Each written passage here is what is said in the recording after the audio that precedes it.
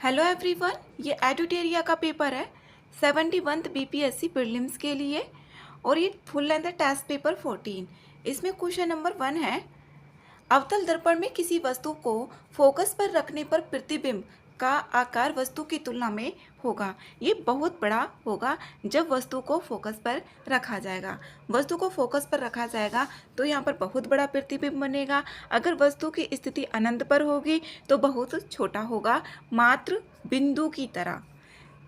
तो यहाँ पर बी ऑप्शन इसका करेक्ट है। नेक्स्ट है 2, जल के अंदर पड़ी हुई कोई वस्तु वास्तविक गहराई से ऊपर उठी हुई दिखाई देती है, तो ये प्रकाश के अपवर्तन के कारण ऐसा होता है। बी ऑप्शन इसमें सही होगा। इसमें और भी घटनाएं होती हैं प्रकाश के अपवर्तन के कारण, जैसे तारे टिमटिमाते हुए दिखाई पड़ते हैं और जो पानी से भरे किसी बर्तन की तली में पड़ा हुआ सिक्का वो ऊपर उठा दिखाई पड़ता है। जल के अंदर पड़ी हुई मछली वास्तविक गहराई से ऊपर उठी हुई दिखाई पड़ती है, तो इसमें प्रकाश के अपवर्तन के कारण ऐसा होता है। बी आंसर है। नेक्स्ट है 3, न्यूटन मीटर निम्नलिखित में से किसका एसआई मात्रक है? एक होता है यहाँ पर एफ बराबर एम ए, एफ बराबर एम ए, तो यहाँ पर द्रव्यमान और त्वरण, इसका तो नहीं होगा यहाँ पर।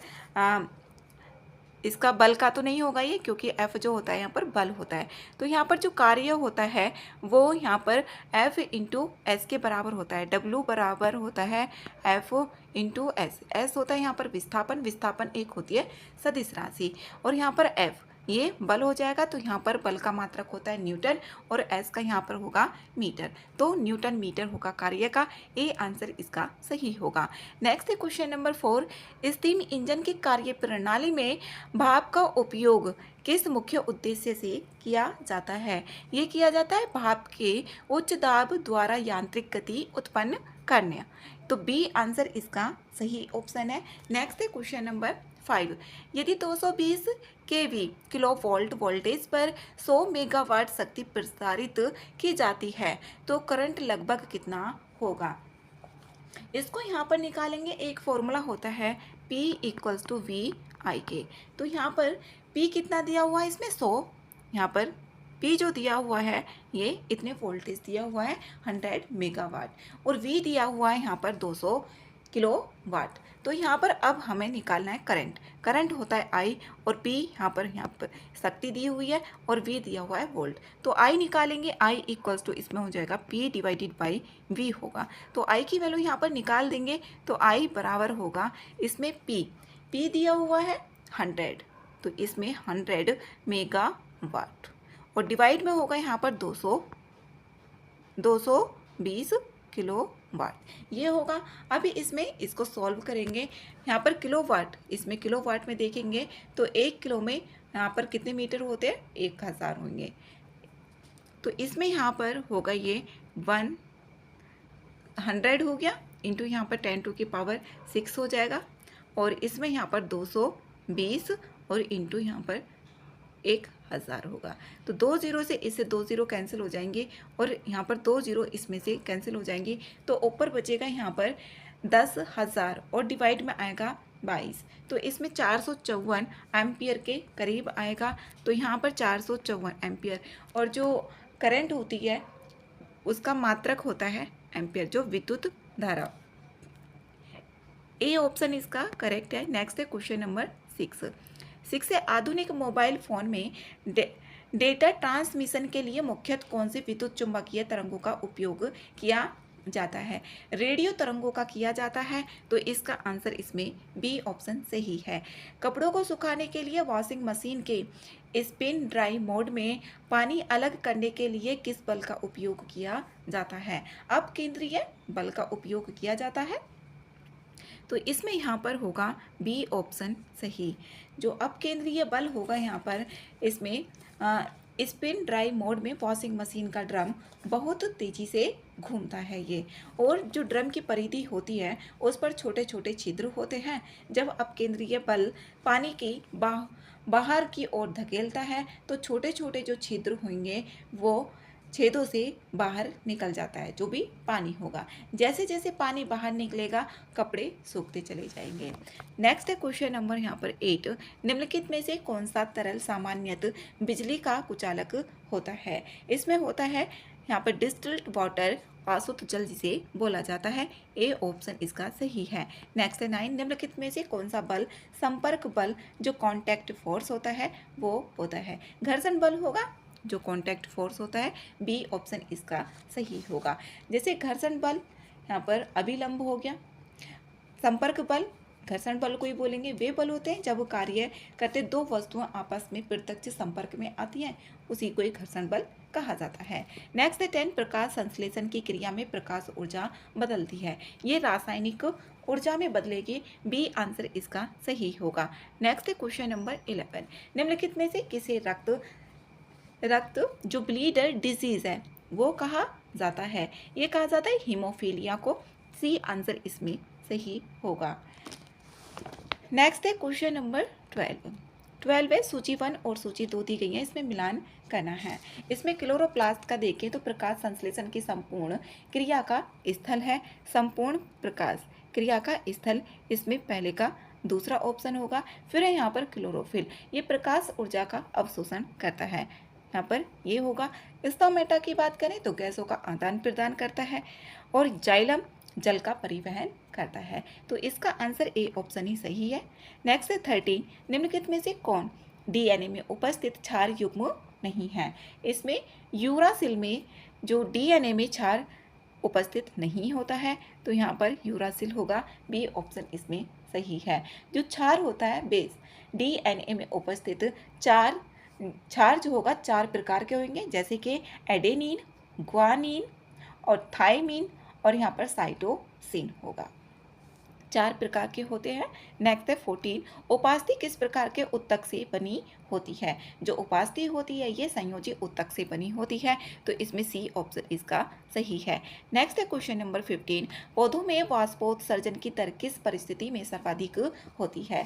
ये पत्तियां चौड़ी और संख्या अधिक हो वहाँ पर होगी, तो बी आंसर इसका सही होगा। नेक्स्ट है क्वेश्चन नंबर 16, यहाँ पर है मृदु उत्तक की प्रमुख विशेषता कौन सी है? इसमें यहाँ पर जीवित कोशिकाएं और पतली भित्ति, तो बी आंसर इसका सही होगा। नेक्स्ट क्वेश्चन नंबर 17, किसी वस्तु का रुधिर वर्ग ए है तो किस वर्ग से रुधिर ग्रहण नहीं कर सकता है?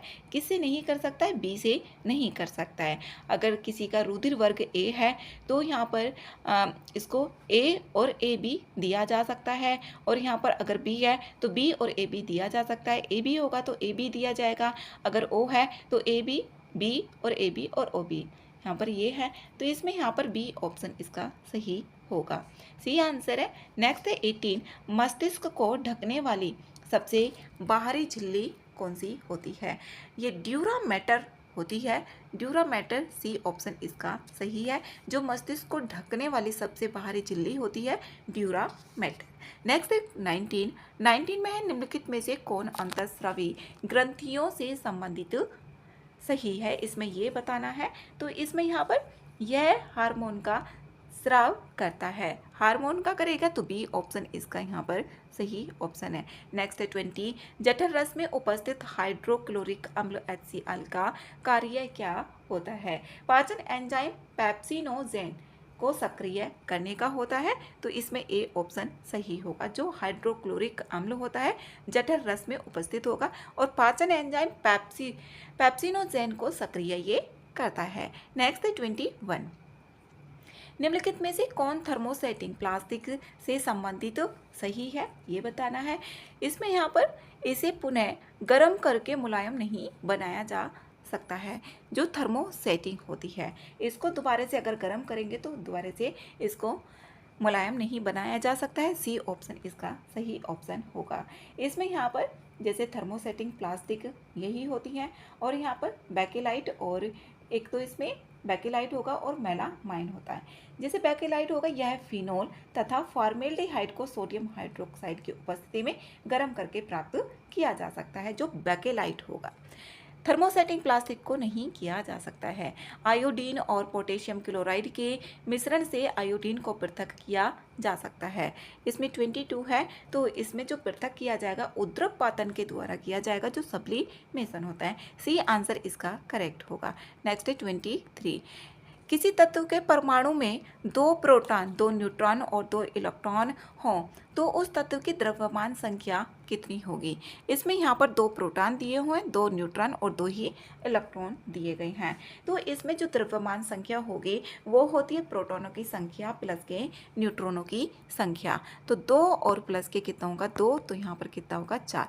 इसमें 4 ऑप्शन होगा, यहाँ पर बी ऑप्शन इसका सही है। तो इसका जो फॉर्मूला है बस वो पता होना चाहिए। द्रव्यमान संख्या बराबर होती है प्रोटॉनों की संख्या प्लस के न्यूट्रॉनों की संख्या। अब प्रोटॉनों की संख्या को ना यहाँ पर परमाणु संख्या भी बोला जाता है। अगर प्रोटॉनों की संख्या की जगह पर परमाणु संख्या भी आए तो उसको वहाँ पर पुट किया जाएगा। नेक्स्ट है क्वेश्चन नंबर 24। कोई परमाणु अपना अस्तक किस प्रकार पूर्ण कर सकता है। इसमें यहाँ पर सभी उपयुक्त जो सभी विधियां दी गई हैं इसमें सभी के द्वारा कर सकता है। किसी अन्य परमाणु से इलेक्ट्रॉन ग्रहण करके, किसी अन्य परमाणु को इलेक्ट्रॉन त्याग करके, किसी अन्य परमाणु के साथ इलेक्ट्रॉनों की साझेदारी करके। तो डी आंसर इसमें सही होगा। नेक्स्ट है 25। अवोगाद्रो का नियम किस पर आधारित होता है। ये आधारित होता है डाल्टन का परमाणु सिद्धांत और गे-लुसेक का नियम, इस पर यहाँ पर आधारित होता है। बी आंसर इसका सही होगा। नेक्स्ट 26। निम्नलिखित विशेषताओं में से कौन सी रासायनिक परिवर्तन की विशेषता नहीं है। रासायनिक परिवर्तन की इसमें नहीं है वो बताना है। जो रासायनिक परिवर्तन होता है उसमें कोई तीसरा प्रोडक्ट बनता है, जबकि फिजिकल जो भौतिक परिवर्तन होता है उसमें ऐसा नहीं होता है।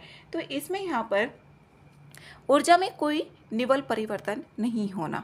सी आंसर इसका सही ऑप्शन होगा। नेक्स्ट है 27। ब्लूटूथ जो तकनीक है ये किस पर आधारित होती है। ये रेडियो तरंगों पर आधारित होती है। ए आंसर इसका सही होगा। नेक्स्ट 28। क्वांटम कंप्यूटर में क्यूबिट किसका प्रतिनिधित्व करता है। ये 0 और 1 दोनों का सुपर पोजिशन करता है। तो बी आंसर इसका सही ऑप्शन है। नेक्स्ट 29।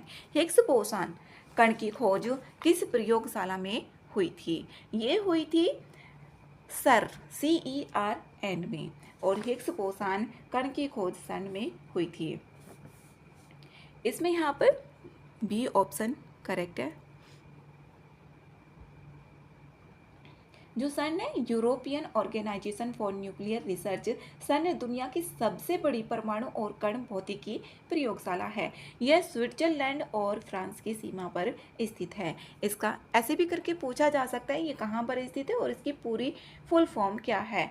CERN की European Organization for Nuclear Research, और ये दुनिया की सबसे बड़ी परमाणु और कण भौतिकी प्रयोगशाला है, और ये स्विट्जरलैंड और फ्रांस की सीमा पर स्थित है। इसका कार्य है उच्च ऊर्जा कण भौतिकी अनुसंधान के लिए कण त्वरक और अन्य बुनियादी ढांचा प्रदान करना। नेक्स्ट 30। INS अरिघात किस प्रकार का ये पोत है। ये बैलिस्टिक मिसाइल सबमरीन है। तो यहाँ पर ए ऑप्शन इसका सही है। नेक्स्ट 31। सूची 1 और सूची 2 इसमें दी गई है, इसमें यहाँ पर मिलान करना है। इसमें पहला ऑप्शन है यहाँ पर आपत्तिक सूत्र। जो आपत्तिक सूत्र है ये अजात शत्रु के धार्मिक विचार। तो ए का इसमें दूसरा होगा। ए का दूसरा बी में आ रहा है यहाँ पर बी, ए का दूसरा, और फिर यहाँ पर बी देखें भद्रबाहुचरित। भद्रबाहुचरित चंद्रगुप्त मौर्य के शासनकाल में घटनाओं का वर्णन से संबंधित है। इसमें यह है भगवती सूत्र की बात करें तो ये महावीर स्वामी के जीवन से जुड़े प्रसंग हैं। ये महावीर स्वामी के जीवन से जुड़े हुए प्रसंग हैं। इसमें एक ही बच गया।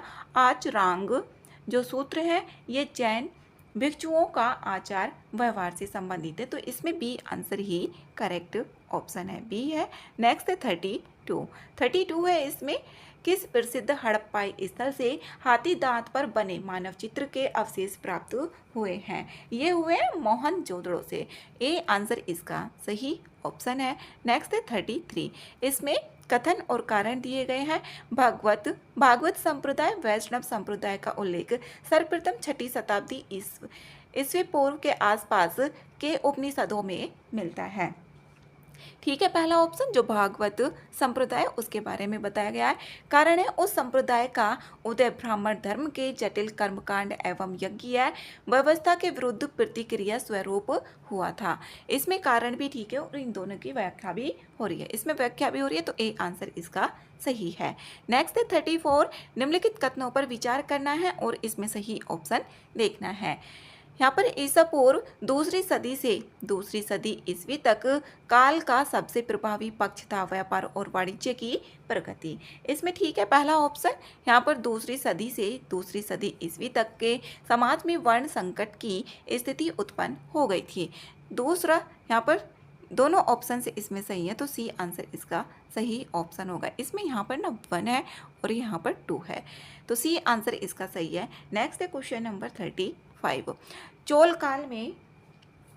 काल में किसी विश्वविद्यालय के रखरखाव की भूमि को किस नाम से जाना जाता था। और चोल काल में जो उत्तराधिकार होता था उसको पहले ही घोषित कर भी दिया जाता था। तो इसमें यहाँ पर रख रखाव की भूमि को किस नाम से जाना जाता है, ये शाल भोग को जाना जाता है, तो डी आंसर इसमें करेक्ट है। इसमें यहाँ पर जो शाल भोग है किसी विद्यालय के रखरखाव की भूमि को बोला जाता था। और देवदान मंदिर को उपहार में दी गई भूमि। नेक्स्ट है क्वेश्चन नंबर 36, गुप्त शासकों की राजकीय भाषा क्या थी, संस्कृत थी, सी आंसर इसका सही है। नेक्स्ट है 37, निम्नलिखित कथनों पर विचार करना है, सही ऑप्शन इसमें बताना है। दिल्ली सल्तनत के अंतर्गत सराय ए अदल नामक बाजार में खाद्यान्नों को बिक्री के लिए लाया जाता था। इसमें गलत है पहला ऑप्शन। जो दिल्ली सल्तनत है यहाँ पर सराय ए अदल नामक बाजार में खाद्यान्नों की बिक्री के लिए नहीं लाया जाता था। इसमें यहाँ पर बरीद के अलावा इसमें अलाउद्दीन खिलजी के शासनकाल में बरीद नामक अधिकारी गुप्तचर का काम करता था। ठीक है, ये बरीद करता था। इसमें पहला ऑप्शन गलत है और दूसरा ऑप्शन इसमें सही है, तो इसका दूसरा आंसर करेक्ट होगा, बी ऑप्शन इसका करेक्ट है। नेक्स्ट है 38, ब्राह्मणों पर जजिया कर लागू करने वाला पहला मुसलमान शासक कौन था।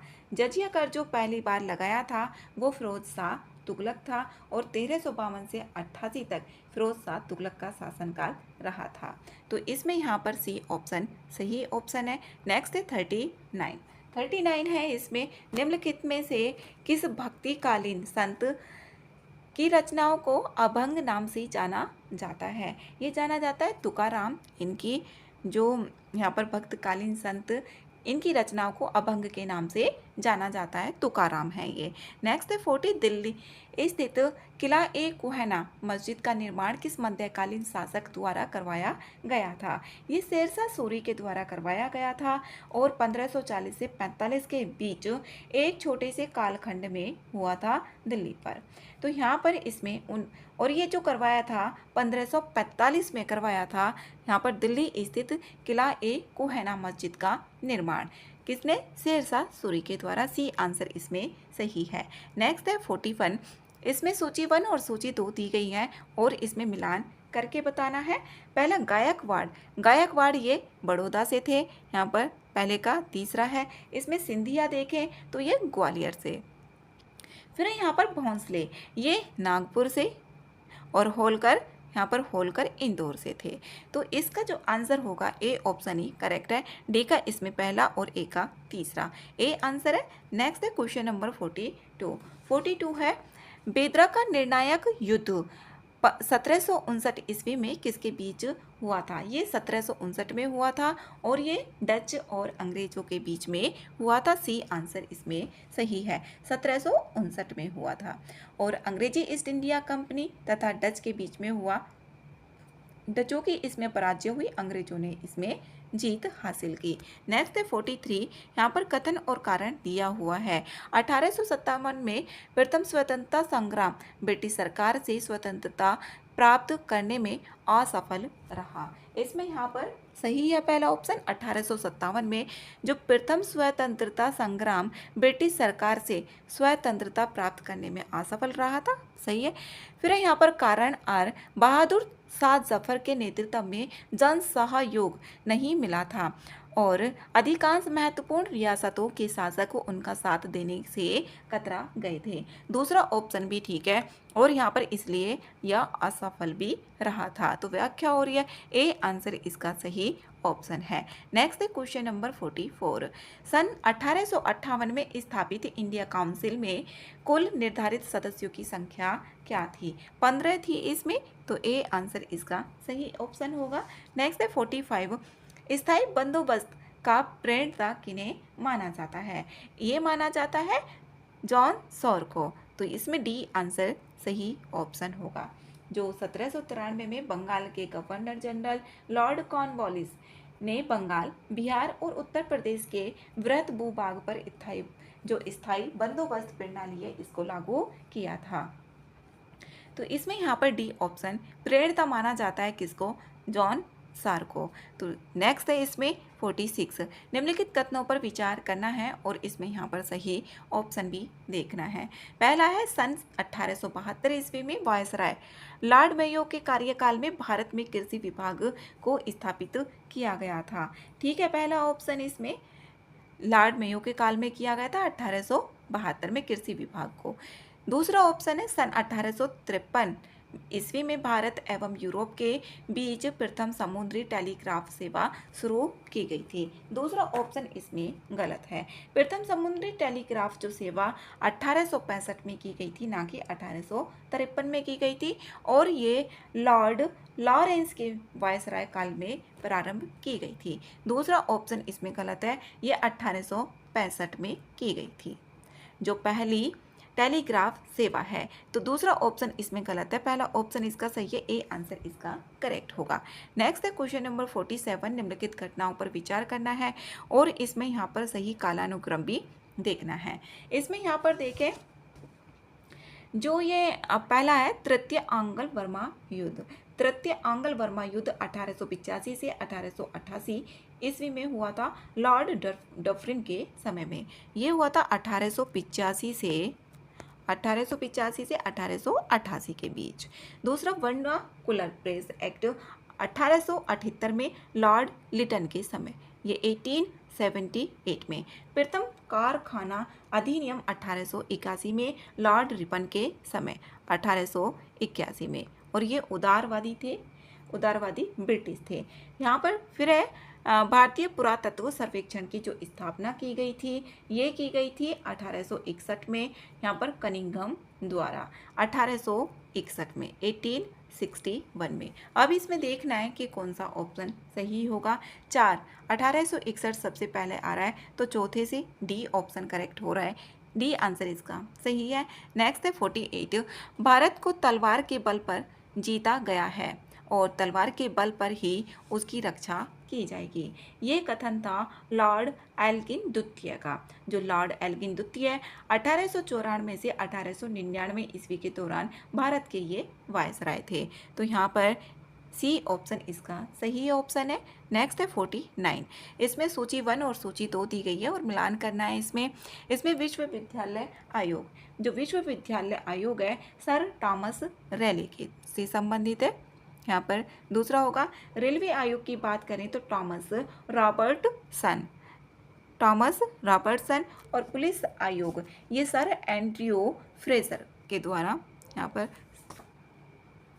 सर एंड्रयू फ्रेजर, और अकाल आयोग सर एंटनी मैकडोनल, यहाँ पर ये है। तो इसका जो आंसर है यहाँ पर बी ऑप्शन इसका सही ऑप्शन है, 2 1 4 3।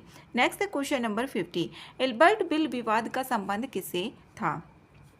इसमें यहाँ पर यूरोप के लोगों के मामलों की सुनवाई करने के लिए भारतीय न्यायाधीशों पर लगाई अयोग्यता को हटाने से संबंधित था। ए ऑप्शन इसका सही है। 51 है 16 अगस्त 1765 ईस्वी को की संधि के अनुसार ईस्ट इंडिया कंपनी मुगल सम्राट को प्रति वर्ष 26 लाख रुपए देने तथा निजामत व्यय के लिए 53 लाख रुपए देने के बदले बंगाल, बिहार और उड़ीसा की दीवानी स्थायी रूप से प्राप्त कर ली। इसमें यहाँ पर कर ली गई थी इलाहाबाद की संधि जो 16 अगस्त 1765 को हुई थी। बी ऑप्शन इसका सही आंसर है। नेक्स्ट है क्वेश्चन नंबर 52। सविनय अवज्ञा जांच समिति 1922 ईस्वी का अध्यक्ष किसे बनाया गया था? ये बनाया गया था हकीम अजमल खां को। बी ऑप्शन इसका सही होगा। जो सविनय अवज्ञा जांच समिति 1922 में हुई थी, इसके अध्यक्ष हकीम अजमल खां थे। नेक्स्ट है 53। इसमें सूची 1 और सूची 2 दी गई है और मिलान करना है। इस तरीके के क्वेश्चंस आते ही हैं। एक तो आंग्ल मराठा युद्ध हो गया, मैसूर हो गया और यहाँ पर नेपाल का हो गया, इस तरीके से। प्रथम आंग्ल मराठा युद्ध की बात करें तो ये यहाँ पर 1775 से 1782 के बीच में, तो इसका पहला ही करेक्ट होगा। दूसरा है आंग्ल वर्मा युद्ध, ये 1824 से 1826 के बीच में था। द्वितीय आंग्ल मैसूर युद्ध 1780 से यहाँ पर 84 के बीच में था, ये है। और इसका यहाँ पर प्रथम आंग्ल अफगान युद्ध 1838 ईस्वी में। तो इसका सी आंसर करेक्ट है, 1 3 2 4, सी ऑप्शन सही है। नेक्स्ट है क्वेश्चन नंबर 54। निम्नलिखित कथनों पर विचार करके इसमें सही ऑप्शन देखने हैं। एनी बेसेंट थियोसॉफिकल सोसाइटी की संस्थापिका थी, ये संस्थापिका नहीं थी। तो इसमें पहला ऑप्शन तो यहाँ पर गलत है, यहाँ पर पहला ऑप्शन इसमें गलत है। जो एनी बेसेंट है इसकी संस्थापिका नहीं थी। फिर यहाँ पर दूसरा ऑप्शन, एनी बेसेंट ने भारतीय राष्ट्रीय कांग्रेस के अधिवेशन की 2 बार अध्यक्षता की थी। इसमें एक ही बार अध्यक्षता की थी इन्होंने, 1917 में की थी, जो कानपुर का वार्षिक अधिवेशन था। तो इसमें यहाँ पर एक बार की थी, ना कि 2 बार। और ये पहली महिला थी, पहली भारतीय महिला सरोजनी नायडू थी, जो 1925 में की थी। तो इसमें यहाँ पर 1917 में की थी इन्होंने, एक ही बार की थी, और कानपुर का वार्षिक अधिवेशन था। फिर यहाँ पर तीसरा, भारत में एनी बेसेंट होम रूल आंदोलन को चलाया था। ठीक है, एनी बेसेंट ने कॉमनवेल्थ और न्यू इंडिया, यहाँ पर न्यू इंडिया की जगह यंग इंडिया भी दिया जा सकता था, जो गांधी जी की है। तो यहाँ पर न्यू इंडिया ये दोनों इनकी है। तो 3 और 4 ऑप्शन डी में आ रहा है, डी आंसर इसका सही ऑप्शन होगा। नेक्स्ट है क्वेश्चन नंबर 55। भारत का वायसराय कौन था? पर दिल्ली में उनके राजकीय प्रवेश के अवसर पर बम फेंका गया था। ये थे यहाँ पर लॉर्ड हार्डिंग द्वितीय। इनका काल जो था 1910 से 1916 के बीच में था और इनके आगमन पर बम फेंका गया था, लॉर्ड हार्डिंग द्वितीय। बी आंसर इसका सही ऑप्शन है। नेक्स्ट है 56। The new spirit in India नामक पुस्तक किस विदेशी पत्रकार द्वारा संपादित किया गया था? ये H.W. नेविंसन के द्वारा। ए आंसर इसका सही ऑप्शन है। नेक्स्ट है इसमें 57। निम्नलिखित कथनों पर विचार करना है और इसमें सही कालानुक्रम भी देखना है। सती प्रथा को जो गैर कानूनी घोषित किया गया था, ये किया गया था 1829 में लॉर्ड विलियम बेंटिंग द्वारा। यहाँ पर ये होगा 1829 में। राजा राम मोहन द्वारा ब्रह्म समाज की स्थापना की गई थी 1828 में, 1828 में। आत्मीय सभा की बात करें तो ये 1815 में की गई थी। तो ऐसे भी आता है क्वेश्चन, जो आत्मीय सभा की स्थापना राजा राम मोहन द्वारा की गई थी, क्या ये ब्रह्म समाज के बाद की गई थी? तो पहले की गई थी 1815 में, जबकि ब्रह्म समाज की स्थापना 1828 में की गई थी। फिर राजा राम मोहन राय द्वारा ब्रिटिश सम्राट विलियम चतुर्थ के दरबार में दूत के रूप में उपस्थिति कब हुई थी? ये 1830 में हुई थी, 1830 में। इसमें यहाँ पर अब मिलान करते हैं तो सबसे पहले जो आएगा इसमें आत्मीय सभा 3 से स्टार्ट हो रहा है, सी ऑप्शन। तो सी आंसर इसका सही है।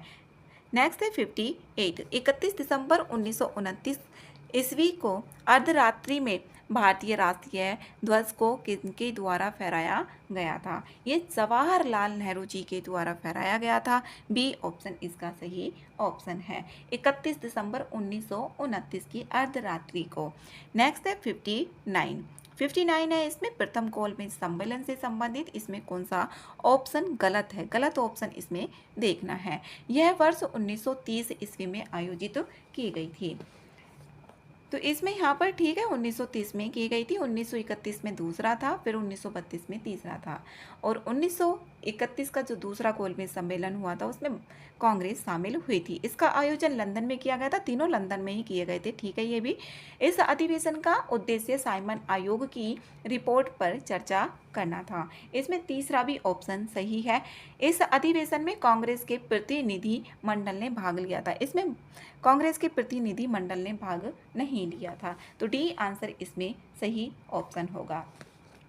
नेक्स्ट है 60। सन 1942 ईस्वी के भारत छोड़ो आंदोलन के प्रारंभ के समय ब्रिटिश वायसराय कौन थे? ये थे लॉर्ड लिनलिथगो।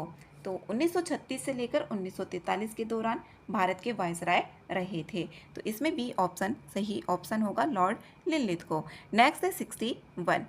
भारतीय इतिहास के संदर्भ में यहाँ पर ऐतिहासिक व्यक्ति दिए हुए हैं और इसमें यहाँ पर के रूप में जाना जाता है, ये बताना है और कितने युग में इसमें सही है। इसमें यहाँ पर देखिए श्रीकर पंडित, ये शैव विद्वान है, ठीक है। शांति रक्षित, ये बौद्ध विद्वान है और सिद्धसेन दिवाकर, ये यहाँ पर जैन विद्वान है। तीनों ऑप्शन इसमें सही हैं, तो यहाँ पर तीनों जोड़े इसमें सही होंगे, डी आंसर इसका सही ऑप्शन होगा। नेक्स्ट है 62। राजनीति रत्नाकर का जो लेखक है वो कौन थे? चंद्रेश्वर, ए आंसर इसमें सही है। नेक्स्ट है 63। बिहार के प्रमुख समाचार पत्र बिहारी के संपादक थे। इसमें बाबू माहेश्वर प्रसाद थे, जिनका प्रकाशन 1875 में गुरु प्रसाद सेन द्वारा किया गया था। और पहला अखबार जो बिहार में अंग्रेजी भाषा का पहला अखबार था, द बिहार हेराल्ड, इसका प्रकाशन 1875 में गुरु प्रसाद सेन द्वारा किया गया था। इसमें यहाँ पर जो आंसर है इसका बाबू माहेश्वर प्रसाद, डी ऑप्शन सही है। मैथिली कवि विद्यापति किस वंश के हैं? ये ओइनवार वंश के हैं, यहाँ पर ओइनवार वंश, बी ऑप्शन इसका सही है। यहाँ पर विद्यापति 1352 से 1448 ईस्वी मिथिला के ओइनवार वंश के राजा शिव सिंह के दरबारी कवि थे।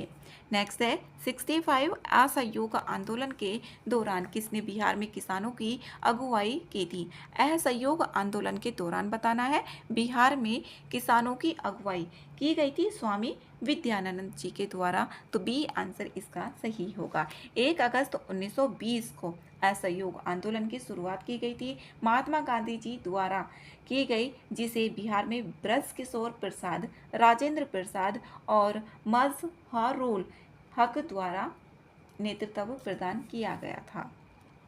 नेक्स्ट है 66। बिहार के किस व्यक्ति ने लाहौर षड्यंत्र कांड की मुखबिरी की थी? ये की थी फणींद्र नाथ घोष जी के द्वारा। ये 1916 में बिहार में बंगाल अनुशीलन समिति के सदस्य के रूप में सक्रिय थे, तो इसमें सी ऑप्शन करेक्ट है, फणींद्र नाथ घोष। नेक्स्ट है 67। निम्नलिखित में से इसमें मिलान करना है, यहाँ पर सूची 1 और सूची 2 दी गई है। बिहार प्रांतीय सम्मेलन प्रथम सत्र जो हुआ था ये पटना में आयोजित हुआ था, तो इसका जो होगा पहले का डी ऑप्शन, 2 में आ रहा है, बी में और डी में। फिर कांग्रेस का जो 53वां सत्र हुआ था ये रामगढ़ में आयोजित किया गया था, 13वां, तो इसमें यहाँ पर दूसरे का सी और पहले का डी। अब फिर तीसरा इसमें ऑप्शन बिहार प्रांतीय सम्मेलन द्वितीय सत्र ये भागलपुर में आयोजित किया गया था। बिहार प्रांतीय सम्मेलन का दूसरा सत्र है ये भागलपुर में किया गया था। कांग्रेस का 37वां सत्र ये किया गया था यहाँ पर गया में, तो इसका जो आंसर होगा बी ऑप्शन करेक्ट है, DCBA। नेक्स्ट है क्वेश्चन नंबर 68। पृथक बिहार की मांग सर्वप्रथम कब की गई थी? ये की गई थी 1894 में, 1894, बी आंसर इसमें सही ऑप्शन है। नेक्स्ट है 69। बिहार में नशाबंदी आंदोलन कब प्रचलित हुआ था? ये हुआ था असहयोग आंदोलन, सी ऑप्शन इसमें सही है। नेक्स्ट है 70 में है वन स्थिति रिपोर्ट 2023 के अनुसार बिहार के किस जिले में सबसे कम वन क्षेत्र हैं?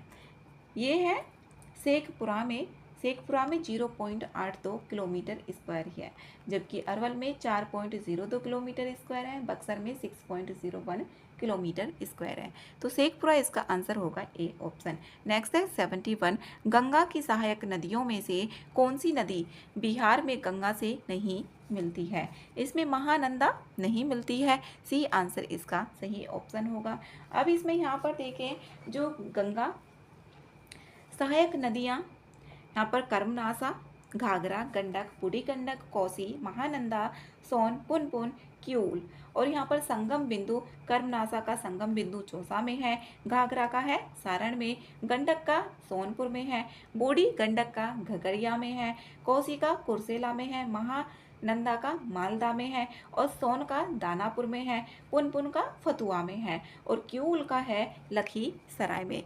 तो इसमें सी ऑप्शन करेक्ट है। नेक्स्ट है 72, निम्न में से कौन सा जलप्रपात बिहार में नहीं है? इसमें यहाँ पर जलप्रपात देखना है जो बिहार में स्थित नहीं है। जो लोध है ये बिहार में स्थित नहीं है। तो इसमें जो होगा आंसर सी ऑप्शन इसका करेक्ट है, सी ऑप्शन है। इसमें यहाँ पर देखें जो बिहार के हैं दुर्गावती जलप्रपात ये रोहतास में है, तुतला भवानी जलप्रपात सासाराम में है, और यहाँ पर जो ककोलत जलप्रपात ये है नवादा में। और यहाँ पर लोध जलप्रपात की बात करें तो ये झारखंड के लातेहार जिले में स्थित है। नेक्स्ट 73, पटना प्रमंडल के अंतर्गत कितने जिले शामिल हैं? इसमें 6 जिले शामिल हैं पटना प्रमंडल के अंतर्गत। पटना ही हो गया, नालंदा, भोजपुर, बक्सर, कैमूर और रोहतास। तो इसमें यहाँ पर बी ऑप्शन करेक्ट है। नेक्स्ट है 74, राज्य में वायु गुणवत्ता में सुधार के लिए 100 करोड़ की लागत से किस परियोजना का क्रियान्वयन किया जाएगा? ये बिहार क्लीन एयर ट्रांसफॉर्मेशन का किया जाएगा, सी आंसर इसमें सही है, बिहार क्लीन एयर ट्रांसफॉर्मेशन। तो सी आंसर इसमें सही है। नेक्स्ट है 75, बिहार आर्थिक सर्वेक्षण 2024-25 के संबंध में निम्नलिखित कथनों पर विचार करना है, और इसमें यहाँ पर गलत ऑप्शन देखना है। बिहार की 3/4 जनसंख्या कृषि कार्य में लगी हुई है। ठीक है, पहला ऑप्शन 75% से अधिक जो जनसंख्या है वो यहाँ पर कृषि में लगी हुई है। दूसरा ऑप्शन है यहाँ पर चौथे कृषि रोड मैप की अवधि 2023 से 2028 तक है। दूसरा ऑप्शन भी इसमें सही है। तीसरा ऑप्शन है मुजफ्फरपुर में गेहूं की फसल की पैदावार सबसे अधिक है, ये मुजफ्फरपुर में नहीं है, जबकि बेगूसराय में गेहूं की उपज सबसे अधिक 4012 किलोग्राम प्रति हेक्टेयर थी। तो यहाँ पर मुजफ्फरपुर में ना होकर बेगूसराय में है। इसमें चौथा ऑप्शन भी सही है, रोहतास में चावल की फसल की पैदावार सबसे अधिक है। तो इसमें तीसरा ऑप्शन सी में आ रहा है, तो सी आंसर इसका सही ऑप्शन है। नेक्स्ट है 76, यदि भारतीय समयानुसार सुबह 8 बजे हैं तो 92 डिग्री पूर्वी देशांतर पर शिलांग का स्थानीय समय क्या होगा? इसमें यहाँ पर ये सी ऑप्शन 8:38 होंगे। इसमें यहाँ पर कैसे निकालेंगे, क्योंकि 82 मानक जो रेखा है वो है 82.5 डिग्री पर। तो इसमें यहाँ पर ये कितने राज्यों से होकर गुजरती है और कहाँ से होकर गुजरती है? यूपी एमपी छोड़ो आप, इसकी एक ट्रिक है, यूपी हो गया और एमपी हो गया, यूपी एमपी छोड़ो, छत्तीसगढ़ हो गया, उड़ीसा हो गया, और यहाँ पर हो गया आंध्र प्रदेश। तो 1 2 3 4 5 ये 5 राज्यों से होकर जाती है, जिसे मानक रेखा बोला जाता है। 82.5 पूर्वी देशांतर ये है। अब यहाँ पर इसमें 92 दिया हुआ है, पूर्वी देशांतर है तो इसमें से घटा देंगे, तो 92 माइनस के होगा 82.5 डिग्री। यहाँ पर ये होगा तो इसमें आएगा 9.5, इसमें आया 9.5 डिग्री आया। अब हमें पता है एक देशांतर का अंतर जो होता है वो 4 मिनट होता है, तो इसमें यहाँ पर 4 की मल्टीप्लाई कर देंगे, 4 की मल्टीप्लाई करेंगे तो इसमें आ जाएगा ये 38 मिनट, 38 मिनट आएगा। अब 8 बजे तो हैं ही, 8 बजे के कितना हो जाएगा यहाँ पर 38 मिनट हो जाएगा। तो इसका जो आंसर है ये सी ऑप्शन सही है। इसी तरीके से निकाला जाता है। नंबर 77 निम्नलिखित युग्मों पर विचार करना है और इसमें गलत ऑप्शन देखने हैं। उष्णकटिबंधीय पूर्वी जैव धाराएं ये दक्षिण पश्चिम मानसून से रिलेटेड है, उपोष्णकटिबंधीय ये भी इससे रिलेटेड है, दोनों इसमें सही है, गलत इसमें कोई सा भी नहीं है। तो डी आंसर इसका सही ऑप्शन होगा। नेक्स्ट है क्वेश्चन नंबर 78, डोवर जल डमरू मध्य किन 2 सागरों को जोड़ता है। ये जोड़ता है उत्तरी सागर और इंग्लिश चैनल को। उत्तरी सागर और इंग्लिश चैनल, बी ऑप्शन इसका सही ऑप्शन है। नेक्स्ट है 79। 79 है, इसमें सूची 1 और सूची 2 दी गई है। इसमें यहाँ पर देखिए टीटीकाका झील, ये बोलीविया पेरू में स्थित है, तो इसका ये है। विक्टोरिया झील की बात करें तो ये तंजानिया, युगांडा और केन्या में है। इसका पहला होगा मिशिगन, जो मिशिगन है संयुक्त राज्य अमेरिका में है, तो इसका चौथा होगा। इसका आंसर है यहाँ पर डी ऑप्शन 2, 1, 4। नेक्स्ट है क्वेश्चन नंबर 80। 80 में है निम्नलिखित कथनों पर विचार करना है और उपरोक्त में से कितने कथन यहाँ पर सही है।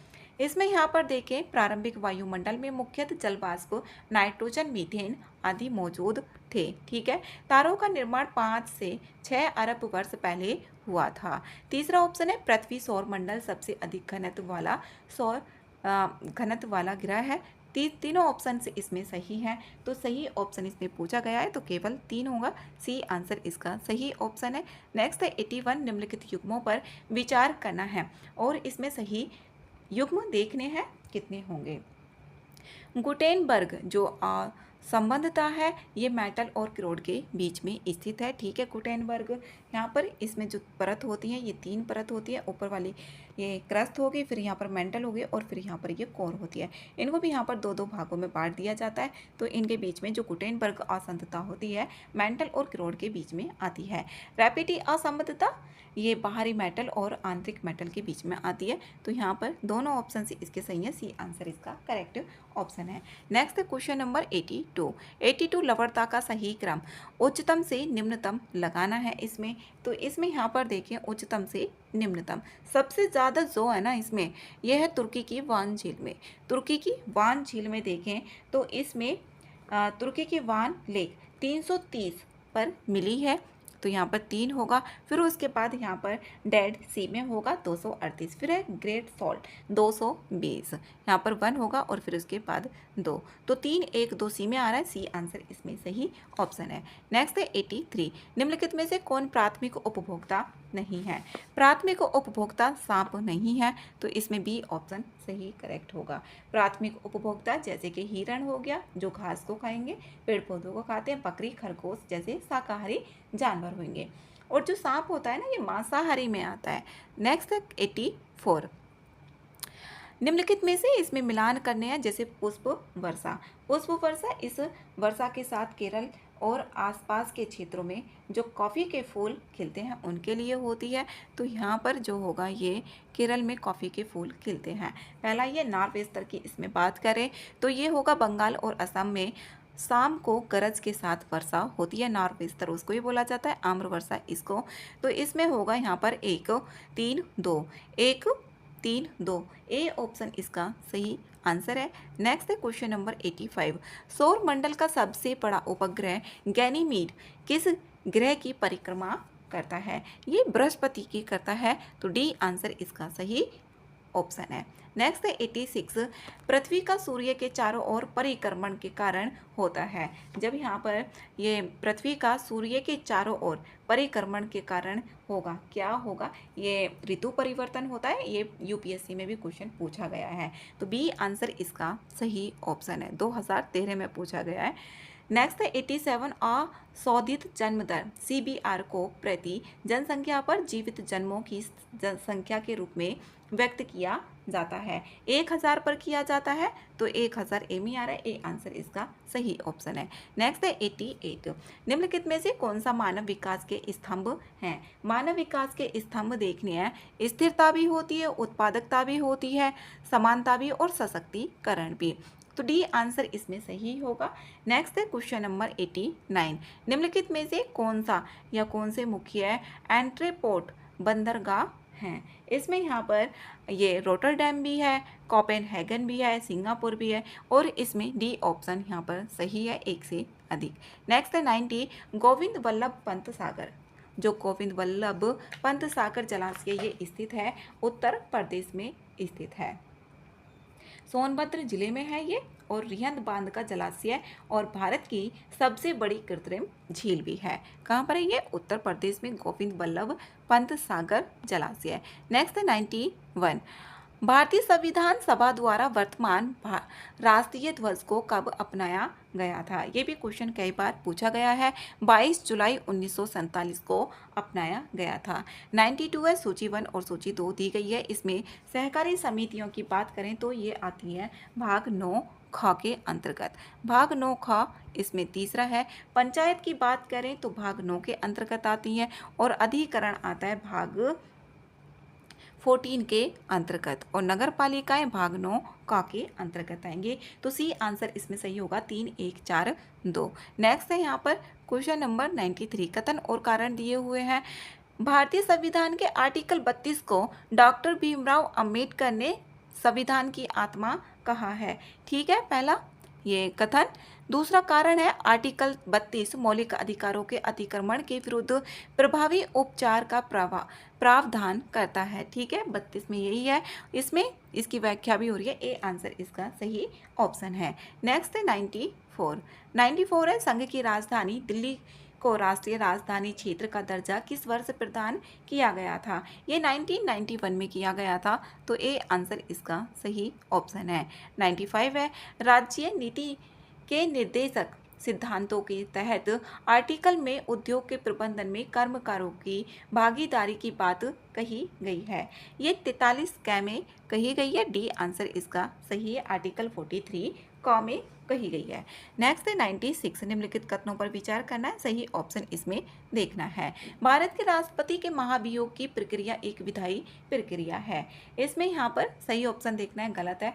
जो इसमें भारत के राष्ट्रपति के महाभियोग की प्रक्रिया होती है ये विधायी प्रक्रिया नहीं होती है। ये एक अर्ध न्यायिक प्रक्रिया है जो संसद में चलाई जाती है। ये अर्ध न्यायिक है, ना कि विधायी है। तो पहला ऑप्शन इसमें गलत है। भारत के राष्ट्रपति पर महाभियोग चलाने के लिए कम से कम 7 दिन की पूर्व सूचना देना आवश्यक होता है। गलत है। 14 डेज पहले देना होता है। दोनों ऑप्शंस गलत है। तो सही ऑप्शन पूछा गया है। इसमें ना तो 1 होगा ना ही 2 होगा। डी आंसर है इसका। नेक्स्ट 97।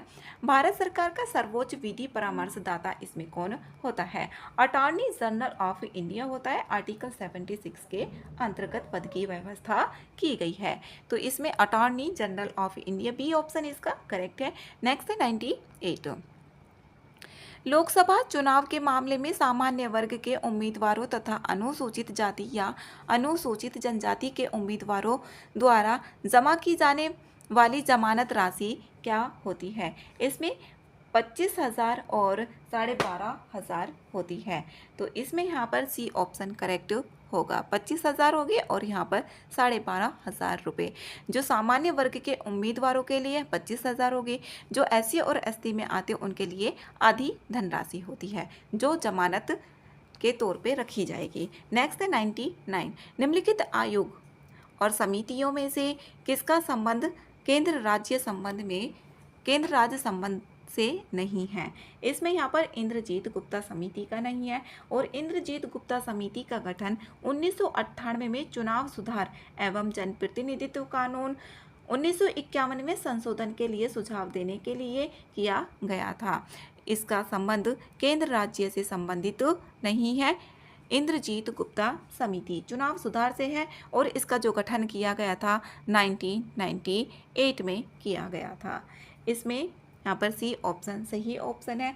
पुंछी आयोग ये 2007 में था। सरकारी आयोग ये 1983 का था। नेक्स्ट है 100। निम्नलिखित में से किस संविधान संशोधन अधिनियम के द्वारा अनुसूचित जाति और अनुसूचित जनजाति के संयुक्त राष्ट्रीय आयोग को 2 अलग अलग संवैधानिक निकायों में बांटा गया है? ये 89वें संविधान संशोधन द्वारा बांटा गया जो 2003 का है। इसमें बी आंसर सही ऑप्शन है। नेक्स्ट है 101। निम्न में से कौन सा भारत के भूमि सुधार के प्रमुख उद्देश्यों में शामिल है? इसमें यहाँ पर आर्थिक न्याय को सुनिश्चित करना, ठीक है पहला ऑप्शन, ग्रामीण गरीबी को दूर करना और कृषि उत्पादकता को बढ़ाना, पुराने भूमि संबंधों को बनाए रखना। इसमें चौथा ऑप्शन गलत है।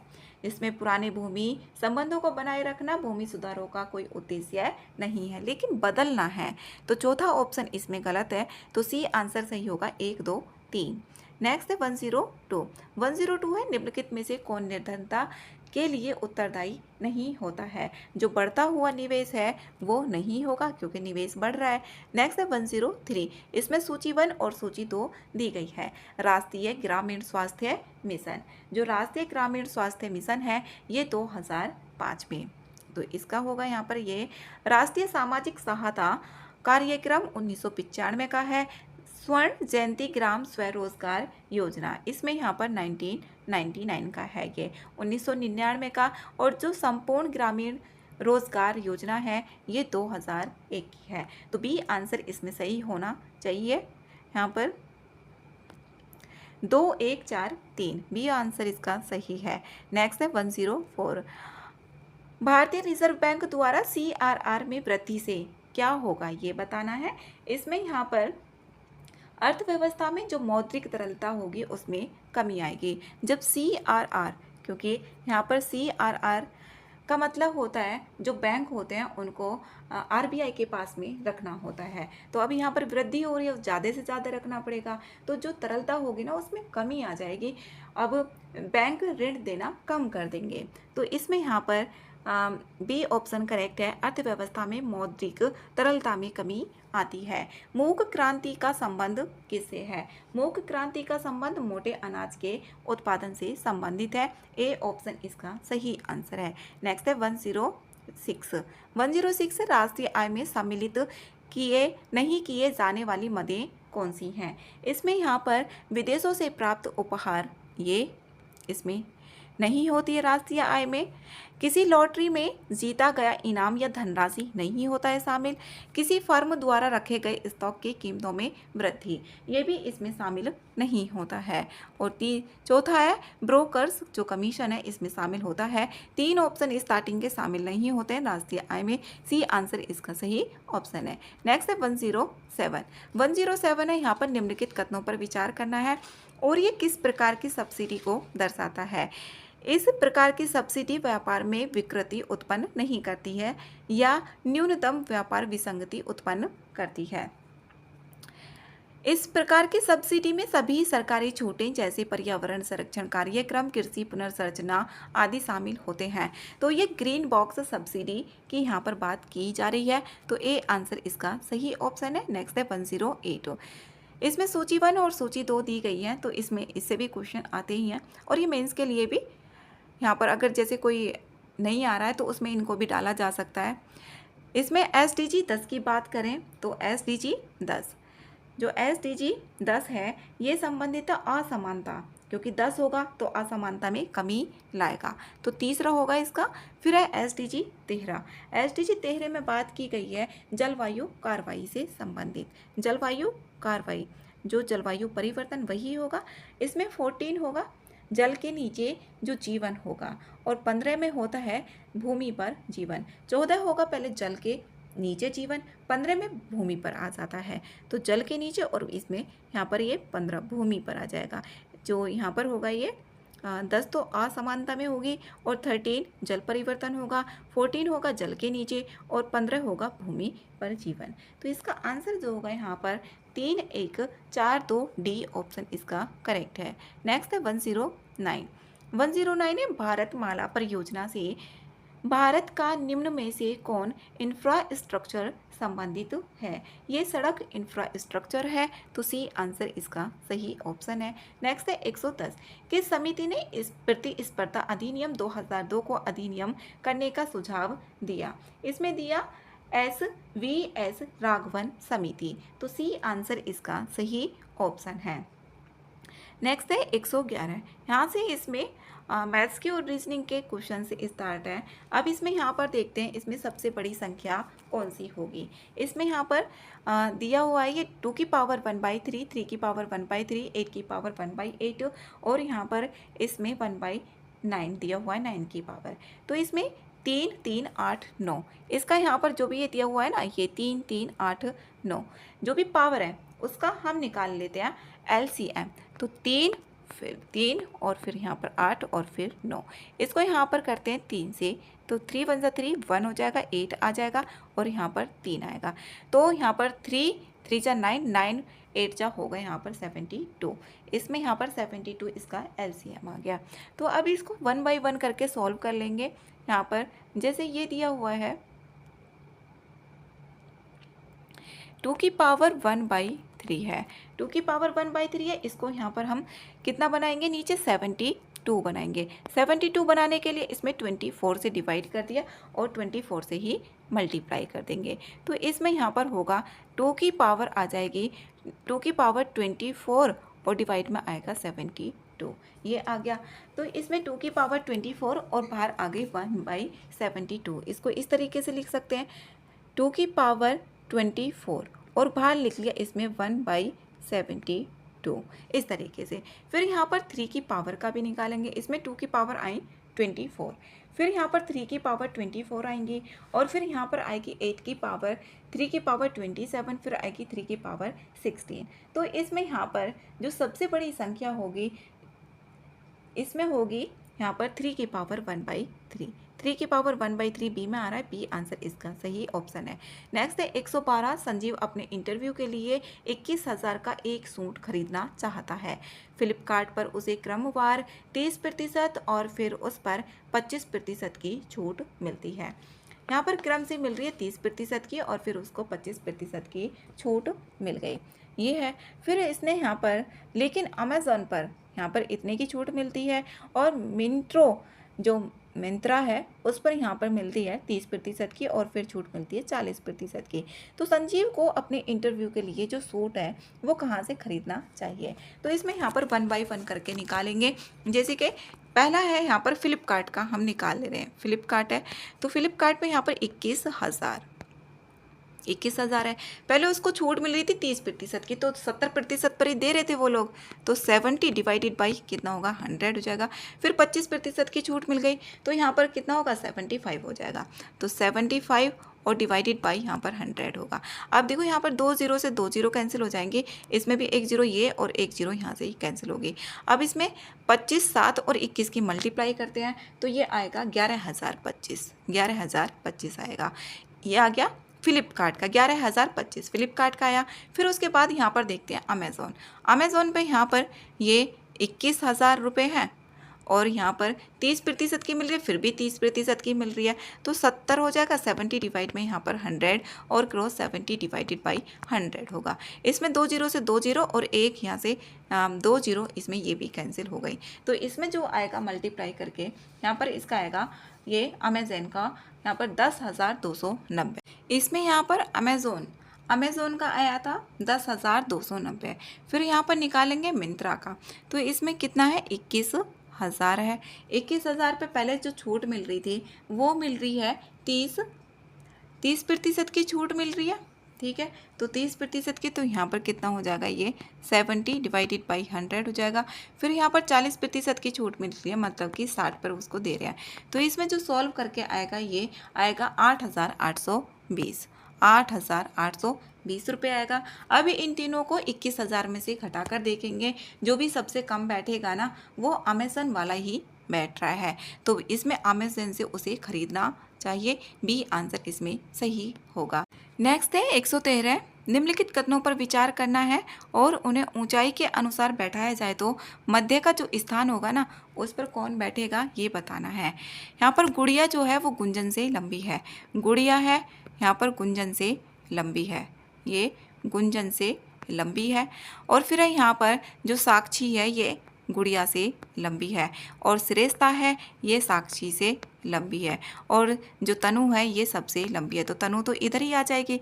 तो यहाँ पर 1 2 3 4 5, तो इसमें बीच में जो आ रही है ना साक्षी आ रही है, तो इसका आंसर होगा बी ऑप्शन साक्षी। नेक्स्ट है 114, निम्नलिखित श्रृंखला को पूरा करना है। यहाँ पर इसमें देखें तो इसमें 2 1 जा 2 और प्लस का 1 करें तो 3 आ जाता है। अब फिर 3 को देखें 3 दूनी 6 और प्लस का 3 करने पर 9 आ गया। फिर यहाँ पर 9 को देखें 9 9 3 जा हो जाएगा 27 और 5 ऐड करें तो 32 आ गया। 32 को भी यहाँ पर 32 को करेंगे अब यहाँ से 4 से मल्टीप्लाई, तो इसमें 32 और क्रॉस होगा 4, क्योंकि 1 2 3 से इसमें मल्टीप्लाई करते जा रहे हैं और जो भी इसमें ओड संख्या होंगी उसको ऐड कर रहे हैं। तो यहाँ पर 4 से मल्टीप्लाई करी तो इसमें आया 4 2 जा 8 और 4 3 जा 12, 128 हुआ। हमने 5 9 वाले में ऐड कर दिया था, इसमें 7 ऐड करेंगे तो इसमें आएगा 135, 135। डी ऑप्शन इसका सही आंसर है। नेक्स्ट है 115।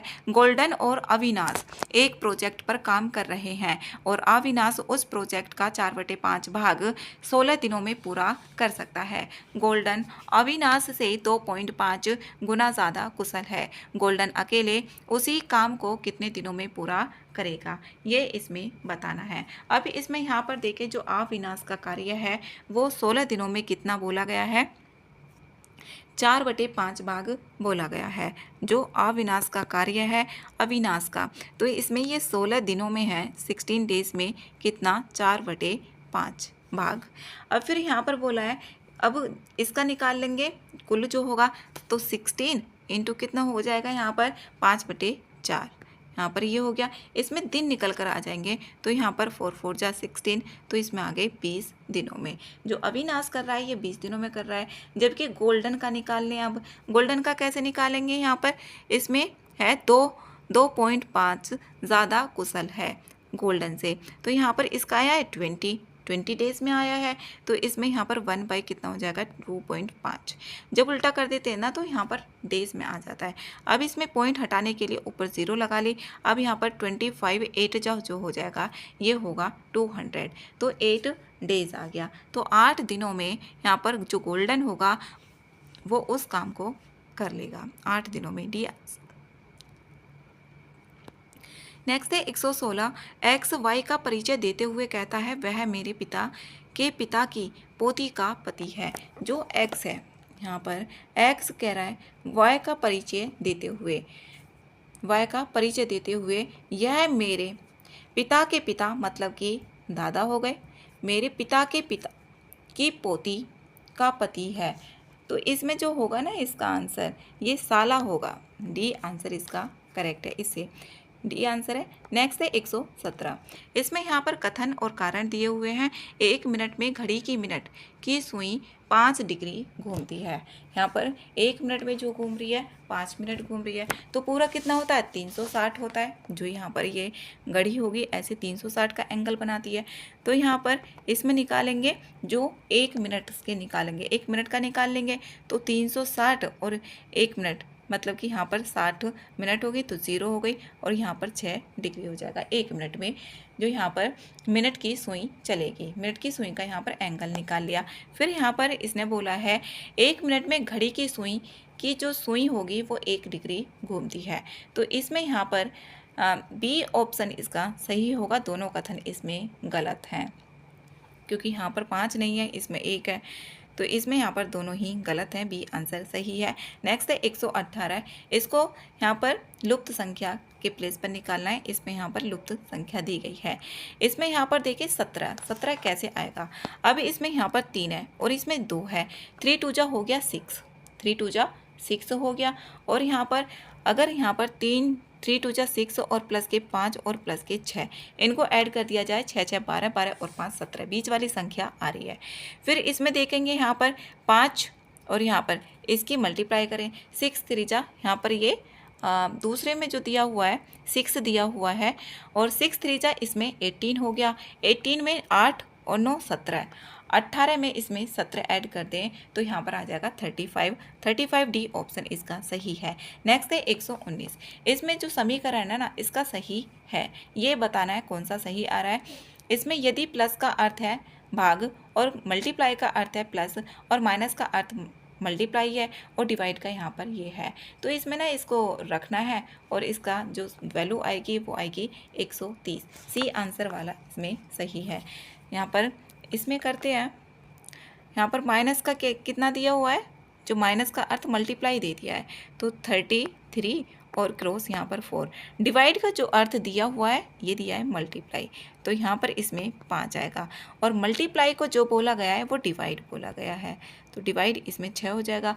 और प्लस का जो अर्थ बताया है इसमें डिवाइड है यहाँ पर 2। ये है। तो इसको अब यहाँ पर सॉल्व करेंगे तो इसमें ना ये सीधा सीधा आ जाएगा 130। सी आंसर इसमें सही ऑप्शन है। नेक्स्ट है 120। दो रेलगाड़ियाँ हैं विपरीत दिशाओं में चल रही हैं। वे प्लेटफॉर्म पर खड़े सुनील को क्रम से 28 सेकंड और 10 सेकंड में पार करती हैं। वे एक दूसरे को भी 24 सेकंड में पार करती हैं। तो इसमें यहाँ पर बताना है कि जो उनकी जो गति है उनका अनुपात क्या होगा। इसमें यहाँ पर देखें पहली तो कितनी है 28 है, 28 मीटर है, और दूसरी कितनी दी है यहाँ पर 10 सेकंड का दिया हुआ है। अब इसमें यहाँ पर इसमें वही फॉर्मूला जो चाल बराबर होती है दूरी बटे समय उसी से ही निकालेंगे ये। और फिर इसका एक और भी मेथड होता है, जैसे कि 28 इसमें 24 सेकंड दिया हुआ है। जो एलिगेशन मेथड होता है ना उससे और भी आसानी से निकल जाता है। इसमें यहाँ पर कितना दे दिया 28 दे दिया है और इधर यहाँ पर 10 दे दिया। तो इसको घटाएंगे तो 4 आ जाएगा, इसमें घटाएंगे तो 14। इसमें यहाँ पर माइनस नहीं लिखते हैं। अब इसका 14 हो गया और यहाँ पर 4 हो गया। तो इसमें यहाँ पर इन दोनों का अनुपात निकाल देंगे। 14 डिवाइडेड बाई 4, 7 यहाँ पर 2 से 7 हो गया और 2 से 2, 2 सा 4, तो 7 और रेशो 2 आएगा। 7/2 आ रहा है तो 60/2 को जो लिखते हैं 7/2 लिखते हैं। बी आंसर इसका सही ऑप्शन है। नेक्स्ट है यहाँ पर 121। इसमें नारी अदालत कार्यक्रम, जो नारी अदालत है इसके बारे में सही कथन देखना है। इसमें पहला ऑप्शन है इसे असम और जम्मू कश्मीर की 50-50 ग्राम पंचायतों में पायलट प्रोजेक्ट के रूप में शुरू किया गया है। सही है पहला ऑप्शन। इसमें दूसरा ऑप्शन है यह मिशन शक्ति की संबल उप योजना का एक हिस्सा है। दूसरा भी ठीक है, यह महिला एवं बाल विकास मंत्रालय द्वारा संचालित है। ये ऑप्शन भी इसमें सही है। यह एक सामुदायिक आधारित वैकल्पिक विवाद समाधान मंच है। इसमें चारों ऑप्शंस करेक्ट हैं। डी आंसर इसका सही ऑप्शन है। 122 है भारत के स्टार्टअप इकोसिस्टम के संदर्भ में इसमें सही ऑप्शंस देखने हैं। पहला है 31 दिसंबर 2024 तक DPIIT द्वारा। जो DPIIT है ये है यहाँ पर उद्योग एवं आंतरिक व्यापार संवर्धन विभाग। इसके द्वारा स्टार्टअप मान्यता के लिए 1.57 लाख प्रमाण पत्र जारी किए गए। ठीक है, पहला ऑप्शन भारत दुनिया का दूसरा सबसे बड़ा स्टार्टअप इकोसिस्टम बन चुका है। ये ऑप्शन इसमें गलत है, दूसरा नहीं बना है। तीसरा ऑप्शन है इसमें भारत में 51% से अधिक स्टार्टअप टियर 2 और टियर 3 शहरों से उभर रहे हैं। ठीक है, तीसरा ऑप्शन भी। तो 1 और 3 ऑप्शन इसमें सही ऑप्शन हैंगे। और भारत में 100 से अधिक यूनिकॉर्न द्वारा संचालित देश का उद्यमशीलता परिदृश्य नवाचार को फिर से परिभाषित कर रहा है। तो इसमें यहाँ पर होगा 1 और 3 सही ऑप्शन। 1 और 3 ऑप्शन आ रहे हैं सी में। सी आंसर इसका सही है। नेक्स्ट है 123 भ्रष्टाचार बौद्ध सूचकांक, जो करप्शन ये CPI है 2024 भारत की रैंक इसमें क्या रही है। इसमें भारत की रैंक रही है 96। सी आंसर इसमें सही है। ये 2024 की रैंक है। 180 देशों में भारत का जो स्थान रहा है वो 96 है। नेक्स्ट है 124 प्रभावी राजस्व घाटा राजस्व घाटे से पूंजी निर्माण से जुड़े ट्रांसफर घटाकर निकाला जाता है। इसमें ठीक है पहला ऑप्शन, सही ऑप्शन इसमें देखने हैं। 2025 से 26 में प्रभावी राजस्व घाटा GDP का 0.3% अनुमानित है। दोनों ठीक है, इसमें दोनों सही ऑप्शन सी में आ रहे हैं। सी आंसर करेक्ट है। Next 125 Eklavya online digital platform किसके तत्वाधान में विकसित किया गया है। ये आर्मी ट्रेनिंग कमांड के तत्वाधान में किया गया है। तो इसका जो आंसर होगा बी ऑप्शन सही है, head quarters army training command. 126 है खान क्वेस्ट 2025 का आयोजन किस देश ने किया। ये किया मंगोलिया के द्वारा। तो सी आंसर इसका सही ऑप्शन होगा, मंगोलिया आंसर है इसका। नेक्स्ट है यहाँ पर 127 है निम्नलिखित कथनों पर विचार करना है और इसमें सही कथन भी बताने हैं। इसमें पहला है one nation one time project के लिए उपभोक्ता मामले मंत्रालय, राष्ट्रीय भौतिक प्रयोगशाला NPL और इसरो साथ मिलकर काम करेंगे। इसमें ठीक है पहला ऑप्शन। इस प्रोजेक्ट के तहत भारत में 5 लीगल मेट्रोलॉजी लैबोरेटरीज स्थापित की जाएंगी। इसमें दोनों ऑप्शन सही हैं। तो सी आंसर इसका करेक्ट है। नेक्स्ट है 128 पहला ग्रीन हाइड्रोजन हब कहाँ ये विकसित किया जा रहा है, विशाखापट्टनम में किया जा रहा है, तो बी आंसर इसका सही है। नेक्स्ट है 129 राष्ट्रमंडल के अध्यक्षों और पीठासीन अधिकारियों के 28वें सम्मेलन CSPOC 2026 सम्मेलन का मुख्य विषय क्या है। इसमें यहाँ पर आर्टिफिशियल इंटेलिजेंस AI और सोशल मीडिया का उचित उपयोग है, बी आंसर इसमें सही है। नेक्स्ट है 130 प्रधानमंत्री नरेंद्र मोदी ने बिम्स्टेक शिखर सम्मेलन में कितने सूत्री कार्य योजना को प्रस्तावित किया। इसमें किया 21 को, जो छठा बिम्स्टेक शिखर सम्मेलन 2025 में, और ये 4 अप्रैल 2025 को बैंकॉक थाईलैंड में आयोजित किया गया। तो इसमें यहाँ पर 21C आंसर यहाँ पर करेक्ट है। 131 है चीन ने ब्रह्मपुत्र नदी पर दुनिया के सबसे बड़े बांध को कब मंजूरी दी। ये मंजूरी दी दिसंबर 2024 को, और ये चीन ब्रह्मपुत्र बांध परियोजना है, तो इसमें 2024 कब, दिसंबर 2024, बी आंसर इसका सही है। 132 है फरवरी 2025 में घोषित 4 नए रामसर स्थलों में से कौन सा झारखंड में स्थित है। उधवा झील, जो उधवा झील है ये झारखंड में ही स्थित है। अब यहाँ पर सक्करकोटई पक्षी अभ्यारण्य ये तमिलनाडु में स्थित है, और खेचोपल्ली ये वेटलैंड कहाँ पर है, सिक्किम में स्थित है। और यहाँ पर जो थेरतंगल जो पक्षी अभ्यारण्य है ये भी तमिलनाडु में स्थित है, जबकि उधवा झील है झारखंड में। नेक्स्ट 133 द्रोणाचार्य पुरस्कार 2024 नियमित श्रेणी के अंतर्गत किन किन को सम्मानित किया गया।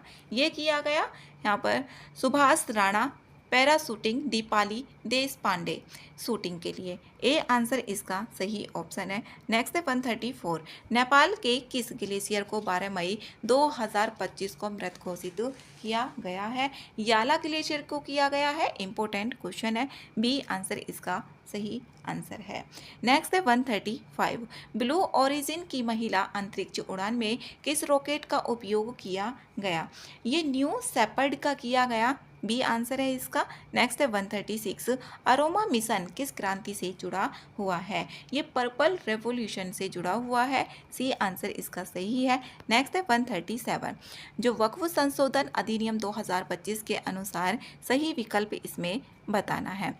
विवादित या बिना रजिस्टर्ड जो संपत्ति है वक्फ में नहीं दी जा सकती। इसमें पहला ऑप्शन ठीक है, जो विवादित या बिना रजिस्टर्ड संपत्ति है उसको नहीं दिया जाएगा। इसमें दानदाता कम से कम 5 वर्षों से प्रैक्टिसिंग मुसलमान और संपत्ति का मालिक हक होना चाहिए। दोनों ऑप्शन से इसके सही है, सी आंसर इसका सही ऑप्शन होगा।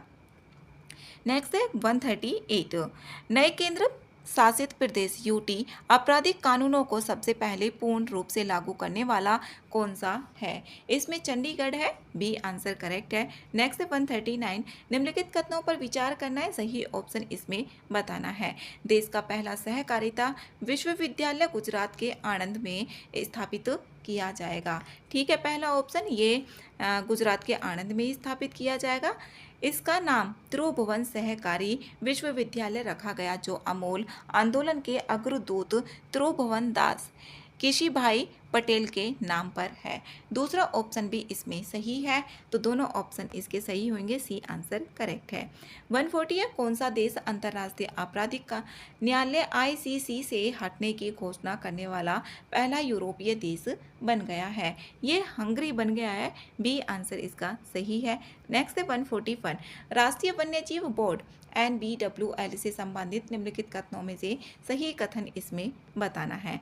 NBWL की 7वीं बैठक गिर राष्ट्रीय उद्यान गुजरात में आयोजित हुई थी, जिसकी अध्यक्षता प्रधानमंत्री ने की थी। ठीक है, पहला ऑप्शन इसकी 7वीं बैठक गिर राष्ट्रीय उद्यान गुजरात में आयोजित की थी और इसकी अध्यक्षता प्रधानमंत्री मोदी जी ने की थी। दूसरा है वन्यजीव आवासों पर विकासात्मक कार्यों के लिए NBWL की पूर्व स्वीकृति आवश्यक होती है। दोनों ऑप्शन इसमें सही हैं, तो सी में आ रहा है, सी आंसर इसका करेक्ट होगा।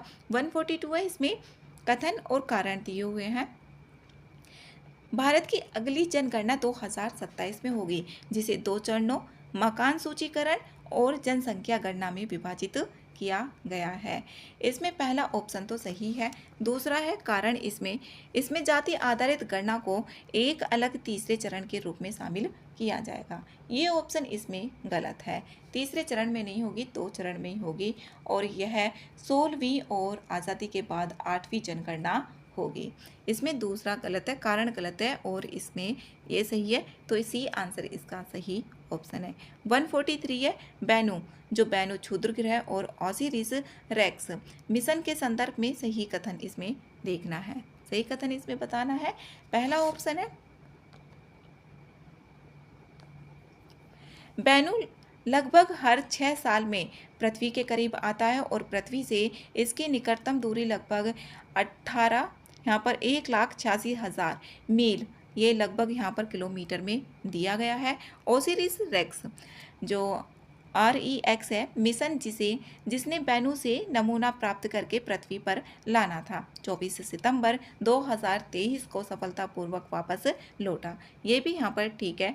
बैनु की उत्पत्ति मंगल बृहस्पति मुख्य क्षुद्र ग्रह पट्टी में हुई। यहाँ पर जो मंगल और बृहस्पति है इसके बीच की जो क्षुद्र ग्रह पट्टी है उसमें हुई थी बैनु की उत्पत्ति। तीनों ऑप्शन ठीक है, डी आंसर इसका सही है। नेक्स्ट 144 बिहार स्टार्टअप नीति 2022 के बारे में देखना है और इसमें सही कथन भी बताने हैं। पहला ऑप्शन है बिहार स्टार्टअप नीति की अवधि 2022 से 2027 के लिए है। ठीक है। बिहार स्टार्टअप नीति का उद्देश्य युवाओं में उद्यमिता को बढ़ावा देना शामिल है। इस नीति में 10 लाख तक ब्याज मुक्त ऋण और 10 वर्ष के अवधि के लिए दिया जाएगा। तीनों ऑप्शन इसके सही है, तो डी आंसर इसका करेक्ट ऑप्शन है। नेक्स्ट है 145 मुख्यमंत्री नीतीश कुमार ने महिलाओं के लिए पिंक बस की सेवा पटना, पूर्णिया, मुजफ्फरपुर, भागलपुर और कहाँ शुरू की गई?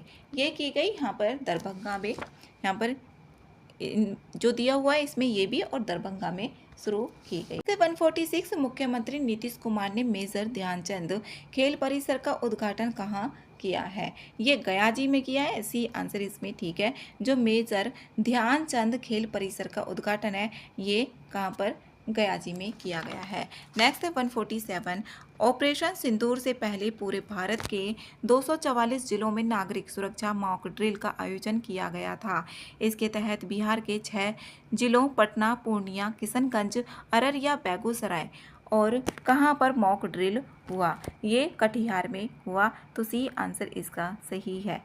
नेक्स्ट है 148 है मुख्यमंत्री नीतीश कुमार ने वैभव सूर्यवंशी को कितनी पुरस्कार राशि देने की घोषणा की? ये की 10 लाख रुपए।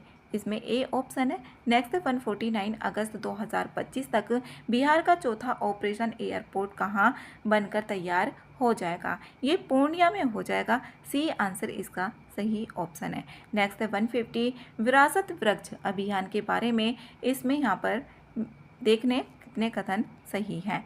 पहला ऑप्शन है 32 वृक्ष को अब तक बिहार में विरासत वृक्ष घोषित किया जा चुका है।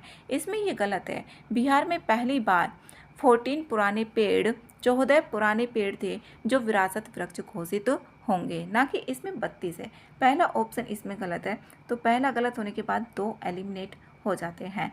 फिर इसमें यहाँ पर तीसरा तो होगा ही होगा।